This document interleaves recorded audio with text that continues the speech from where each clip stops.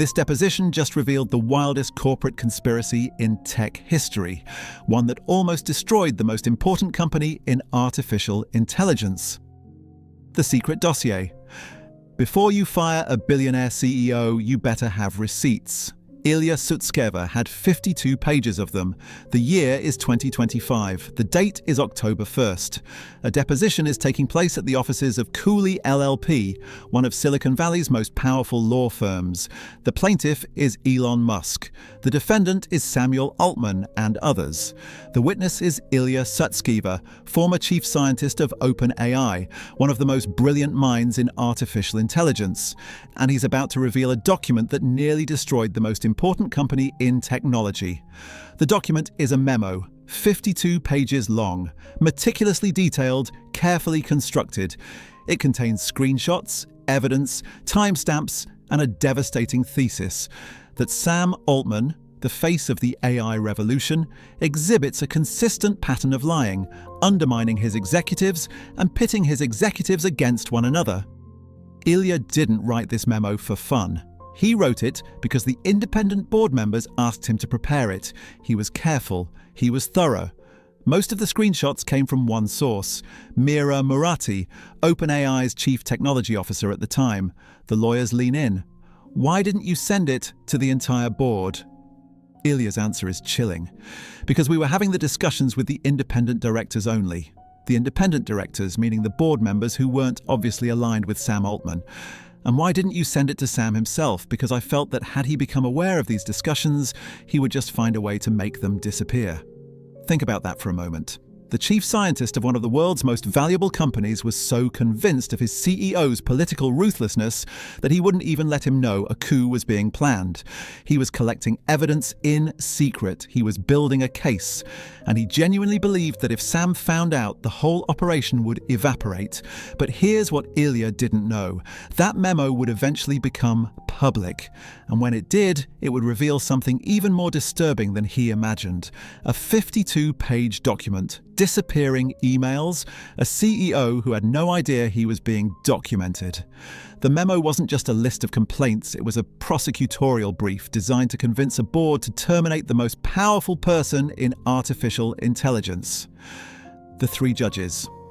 3 people voted to remove Sam Altman. Within weeks, 2 of them were gone.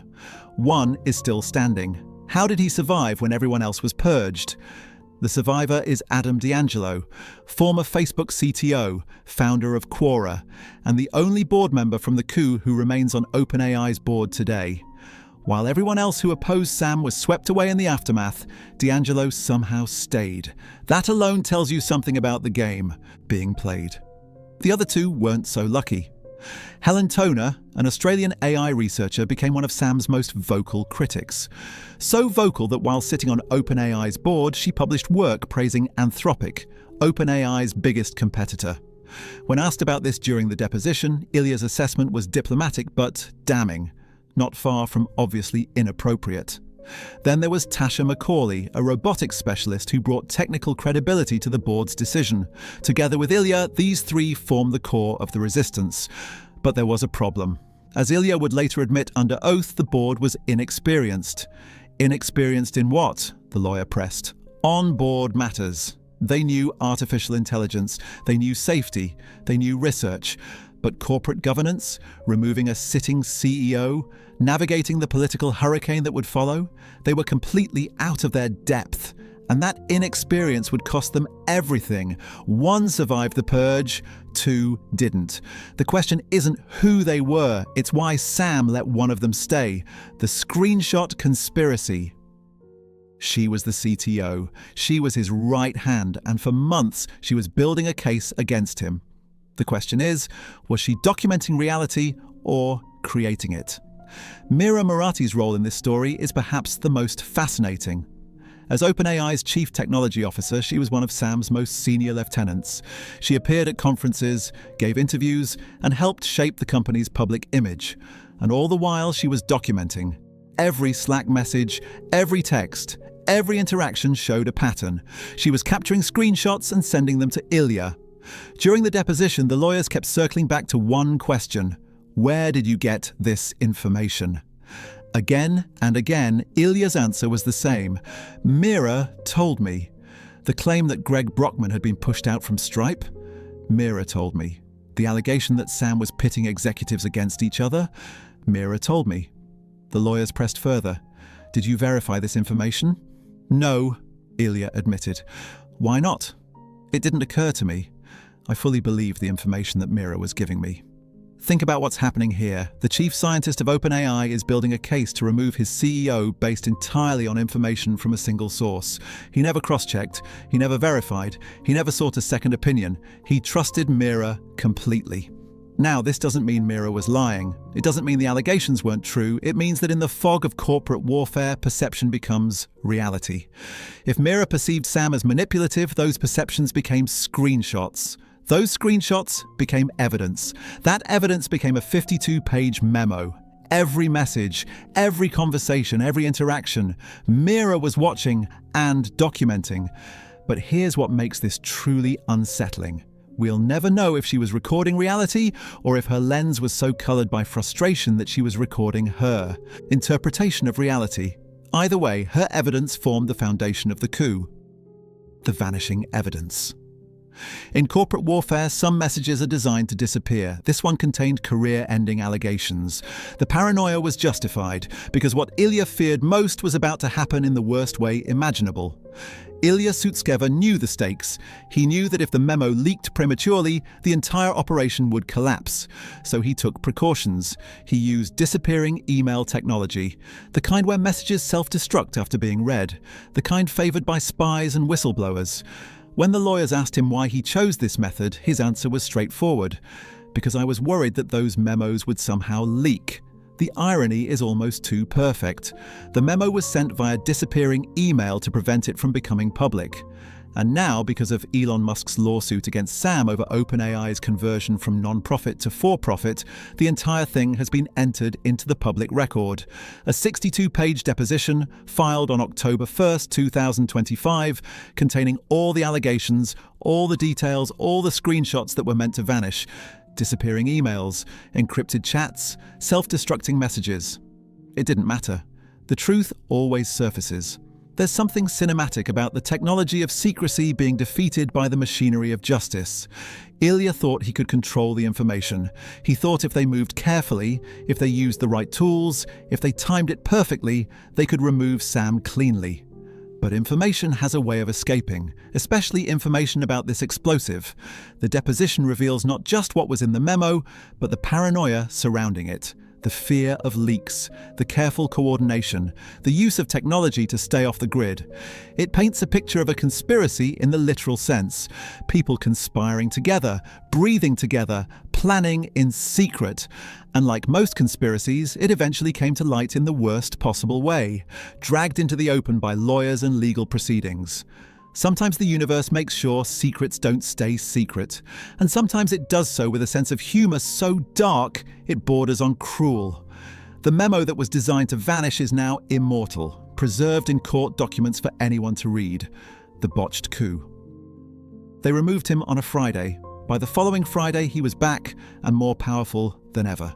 The execution of Sam Altman's removal was, by all accounts, rushed. Ilya would later admit this under oath. The process was rushed, he said. Why was it rushed? Because the board was inexperienced. Inexperienced in board matters. They had the evidence, they had the votes, they had the conviction that Sam needed to go. What they didn't have was a plan for what would happen next. The board's lack of operational knowledge became immediately apparent. Helen Toner admitted publicly that she found out about ChatGPT's launch from Twitter. Not from management, not from an internal memo, from Twitter. The product that would define OpenAI's place in history, and a board member learned about it the same way the general public did. When Sam was removed, the board expected, well, something. Maybe relief. Maybe acknowledgement that this was the right decision. What they got was mutiny. OpenAI's employees revolted. They posted on social media. They threatened to leave en masse. They made it clear OpenAI is nothing without its people, and those people wanted Sam back. Ilya was stunned. When asked during the deposition if he expected employees to cheer at Sam's removal, he clarified, I had not expected them to cheer, but I had not expected them to feel strongly either way. He had completely misread the room. He had underestimated Sam's cultural influence. He had failed to understand that Sam wasn't just a CEO. He was the emotional center of the company. The person who attracted talent, the person who inspired loyalty, the person who, for better or worse, people wanted to follow. Within days, the board was in chaos. Microsoft was furious. Employees were threatening to walk. The company was in free fall. And through it all, Sam remained calm, strategic, and devastatingly effective. He maneuvered, he negotiated, he let the board feel the consequences of their decision, and then he came back stronger than before with a reconstituted board that was far more aligned with his vision. Ilya would later reflect on this with philosophical resignation. Most likely, a person who is going to be in charge is going to be very good with the way of power, he said. It's like choosing between different politicians. It's not impossible for someone who would be described as a saint to make it, but it's very hard. Day 1. Removed. Day 3, employees revolt. Day 7, reinstated. Funny how the person accused of being ruthless proved exactly how ruthless he was by surviving. The Anthropic gambit. While OpenAI was burning, its biggest competitor saw an opportunity. They proposed a merger, and the board member pushing hardest for it? She had her own reasons. Here's where the story takes a turn into pure corporate intrigue. During the chaos of Sam's removal, when OpenAI's future was uncertain and the board was scrambling, Anthropic made a move. Anthropic, the AI safety company founded by former OpenAI employees Dario Amodei and his sister Daniela, saw an opening. And they went for it. The proposal was simple. Merge OpenAI with Anthropic. Combine forces. Anthropic would take over leadership. It was audacious, it was opportunistic, and it nearly happened. During the deposition, Ilya was asked directly, "Do you know whether a proposal was made around that time for OpenAI to merge with Anthropic?" His answer, "I do know about that." "Tell me," the lawyer pressed. "I don't know whether it was Helen who reached out to Anthropic or whether Anthropic reached out to Helen, but they reached out with a proposal to merge with OpenAI and take over its leadership. Helen Toner, the board member who had already published work praising Anthropic, was the key facilitator.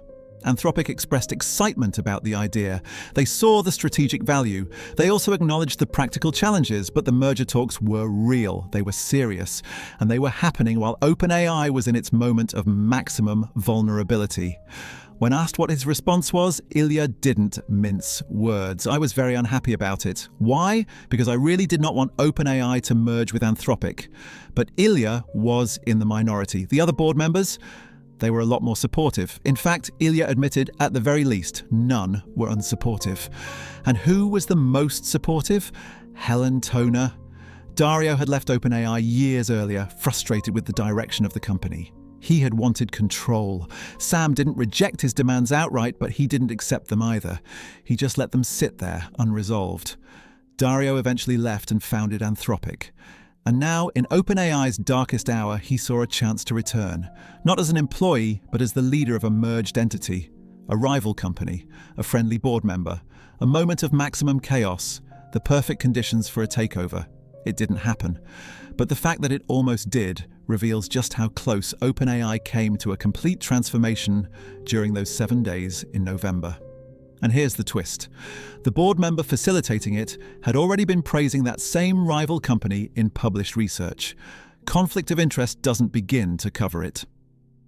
The destroyer's dilemma. She sat on the board of OpenAI, and she was willing to let it burn to the ground. She thought that was the right thing to do. After Sam's removal, there was a meeting.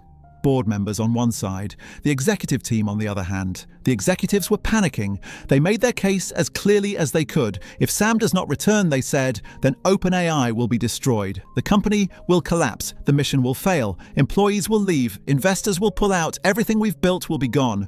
And that, they argued, is inconsistent with OpenAI's mission. Helen Toner listened to this argument. And then she said something that stunned the room. She said, essentially, that allowing the company to be destroyed would be consistent with the mission. Ilya, recounting this during the deposition, noted, "I think she said it even more directly than that. She wasn't hedging. She wasn't being diplomatic. She was stating clearly that if OpenAI had to be eliminated to uphold its principles, that was acceptable." The lawyer asked Ilya directly, "What did you think? Do you think that was consistent with the mission?" His answer was careful. I could imagine hypothetical extreme circumstances where the answer would be yes.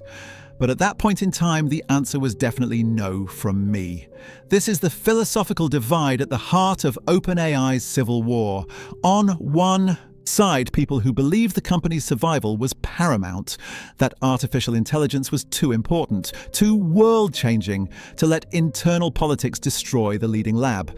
On the other side, people like Helen, who believed that if the company was being run in a way that contradicted its safety principles, then letting it be eliminated was preferable to letting it continue down the wrong path. It's a trolley problem in corporate form. Do you destroy the company to save the mission, or do you compromise the mission to save the company? Helen chose destruction. The executives chose survival. And in the end, survival won. But the fact that a board member was willing to entertain the company's complete dissolution reveals how deep the divide had become. Build the most important company in history, or burn it down. She chose fire, and she meant it. The Y Combinator myth. The memo claimed he'd been removed before. It claimed he had a pattern. It claimed he'd done this at Y Combinator. There was just one problem. It wasn't true. The evidence meant to prove a pattern had no pattern at all. One of the most damaging allegations in Ilya's 52-page memo was about Sam's history. As the lawyer read from the document during the deposition, Sam was pushed out from Y Combinator for similar behaviors. He was creating chaos, starting lots of new projects, pitting people against each other, and thus was not managing Y Combinator well. If true, this would establish a pattern. It would show that Sam's alleged misconduct at OpenAI wasn't an isolated incident, but a recurring issue across his career. There was just one problem. It wasn't true. On May 30th, 2024, Paul Graham, co-founder of Y Combinator and one of the most respected figures in Silicon Valley, got tired of hearing the rumor. So he set the record straight. People have been claiming Y Combinator removed Sam Altman, he wrote. That's not true. Here's what actually happened. For several years, Sam was running both Y Combinator and OpenAI. When OpenAI announced it was going to have a for-profit subsidiary with Sam as CEO, Jessica Livingston told him that if he was going to work full-time on OpenAI, they should find someone else to run Y Combinator. And Sam agreed. The point was simple. Choose one or the other. Sam chose OpenAI.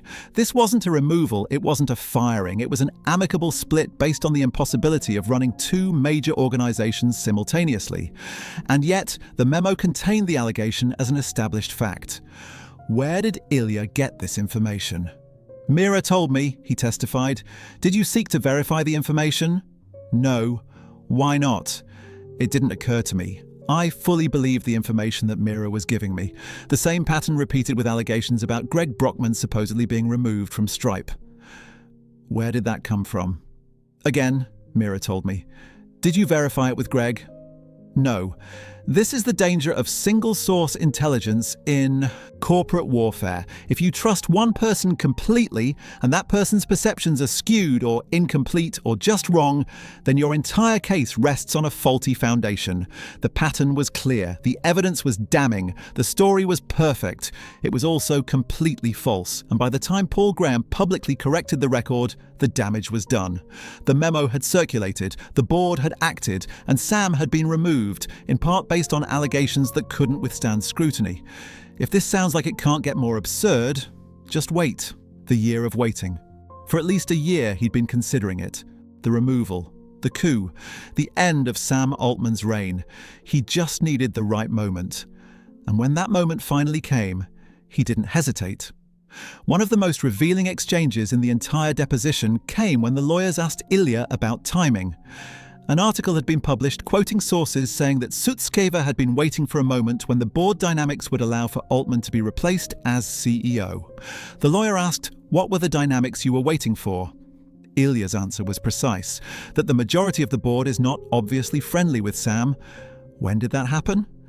There was a sequence of rapid departures from the board for different reasons. I don't remember exactly who left, but that's what it's referring to. Then came the question that cuts to the heart of the matter. For how long have you been planning to propose the removal of Sam? Ilya paused. For some time, he said. Then he added, planning is the wrong word because it didn't seem feasible. This is crucial. He had wanted Sam gone, but he didn't think it was possible. The board composition wasn't right. Sam's power was too entrenched. The timing wasn't there. It was not feasible prior, he explained. So I was not planning. The lawyer pressed. How long had you been considering it? At least a year? At least a year. 365 days, 52 weeks, 12 months of watching, waiting, documenting, 12 months of frustration, of disagreements, of believing that the company was headed in the wrong direction. And through all of it, Ilya couldn't act because the board dynamics weren't right. He needed board members who weren't obviously friendly with Sam. He needed independent directors who would listen to evidence. He needed the stars to align. And eventually, they did. Board members left for various reasons. New members joined, the composition shifted, and suddenly, for the first time in a year, removal seemed feasible. There's something both patient and ruthless about this. Ilya wasn't impulsive. He didn't act in anger. He waited, he prepared, he gathered evidence. And when the moment finally arrived, when the board dynamics finally shifted, he struck. 1 year, 52 weeks, 365 days, waiting, watching, documenting, planning for a moment that might never come. Until it did. The universe rewards patience. But sometimes it rewards the person being plotted against even more. The legal theatre. Elon Musk sued Sam Altman. The deposition revealed everything, and in the courtroom, even the lawyers couldn't stay professional. The context for this entire saga is a lawsuit. Elon Musk, co-founder of OpenAI, who left the company years ago, is suing Sam and others. The accusation? Sam took a non-profit, accepted donations meant for charitable purposes, built one of the most valuable companies in the world, and effectively converted it into a for-profit entity. Elon believes this is illegal. He wants the court to intervene. And as part of the discovery process, Ilya Sutskever was deposed. October 1st, 2025. Cooley LLP's offices in San Francisco. Lawyers for both sides, court reporters, and Ilya, caught in the middle, forced to answer questions about the most dramatic period of his professional life. The deposition itself became a kind of performance art. At one point, the lawyers started bickering with each other. "Be courteous and respectful," one snapped. "You be courteous and respectful," the other shot back. The court reporter, clearly fed up, interjected. The court reporter is noting for the record that it cannot be taken due to simultaneous crosstalk. Once counsel can continue with decorum in a professional manner, the record will resume. Then came the most corporate phrase imaginable. "Let's take 5. One of the lawyers, exasperated, said, "I'm tired of being told that I'm talking too much." The response was instant. "Well, you are. Check yourself. It's almost farcical. Here we are discussing the future of artificial intelligence, the transformation of a non-profit into a for-profit, the removal and reinstatement of a CEO, and the lawyers themselves are losing their composure." But beneath the theatrics, real information emerged. Ilya confirmed he left OpenAI and started his own company, Safe Super Intelligence. "Why did you leave?" "Ultimately, I had a big new vision and I felt it was more suitable for a new company." His equity in OpenAI? Still there. In fact, it's increased in value since he left. And who's paying his legal fees for this deposition? Ilya wasn't even sure. "I think that's probably the case," he said, when asked if OpenAI was covering his costs. And then, almost as an aside, one of the people involved noted something that felt inevitable. "It is seemingly inevitable," they said, "that we're going to have a movie about what went down at OpenAI. A lawsuit about money, a deposition about power, and a 52-page memo that was supposed to disappear, now immortalized in court records for eternity." The irony isn't lost on anyone. Ilya wanted to remove Sam for being too ruthless with power. Sam came back more powerful than ever. Helen wanted to destroy OpenAI to save its mission. The company is now worth more than it's ever been. And Mira, who documented everything in secret, has left the company entirely. The universe has a notoriously dark sense of humor. And sometimes that humor involves making sure the one document you want to disappear becomes the most public evidence in tech history. The lawsuit is ongoing. Sam is firmly in charge. Ilya is building Safe Super Intelligence. The board that tried to remove Sam is almost entirely gone, except for Adam D'Angelo, who somehow survived the purge. The 52-page memo that was meant to disappear is now public record, and the entire saga, from the secret screenshots to the boardroom coup, to the bungled execution, to the triumphant return, stands as one of the most dramatic corporate battles in modern history. If this story blew your mind, hit that subscribe button and drop a like, because OpenAI's drama is far from over, and you're not going to want to miss what happens next.